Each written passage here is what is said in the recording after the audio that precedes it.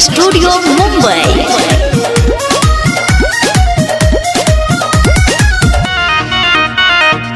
कके बियाह पिया घरे तोहरा आईनी हो, चढ़ल जवानी नहीं केहू के चिखैनी हो। अरे झूठ बोले के आदत छोड़ दो मैना। कके बियाह पिया घरे तोहरा आईनी हो, चढ़ल जवानी नहीं केहू के चिखैनी हो। हो चुमा ले लो नहीं धके कबारे में। सुनो मजा ले ले बारू यार से कुंवारे में, झूठे बनलू पवित्र ससुरारे में।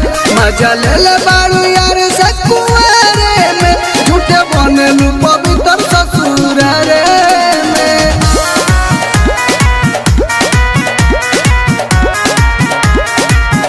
झूठे बनलू पवित्र ससुरारे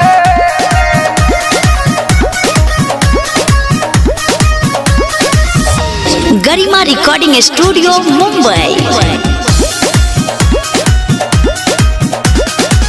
सच कहतानी पिया कोई ना गलतिया, लाभ सब करे के ना बड़ुए यादतिया।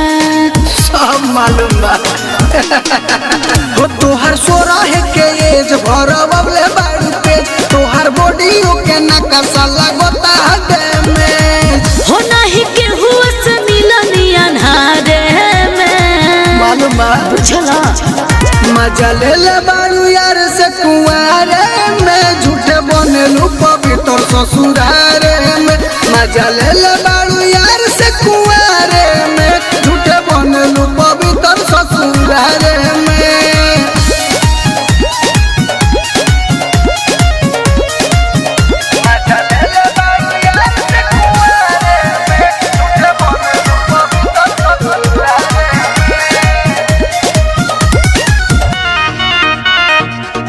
राज गौतम तो ही बड़ा दिलवा में बासा। मीत जी से पूछो नहीं कि हुआ से फांसा। अरे जाके पूछ लो, कोनो जरूरत नहीं के पता बा हो नहीं के हो तो विश्वास जे पीबाड़े तोहर खास, तोहर एको तो बतिया न आवे हमरा रास। हो उल्टा सीधा नहीं बोला हमरा बाहरे में। का कहलुआ चुप रहो। हो मजा ले ले बारू यार से कुंवारे में, झूठे बनलू पवित्र ससुरारे में। मजा ले ले बारू यार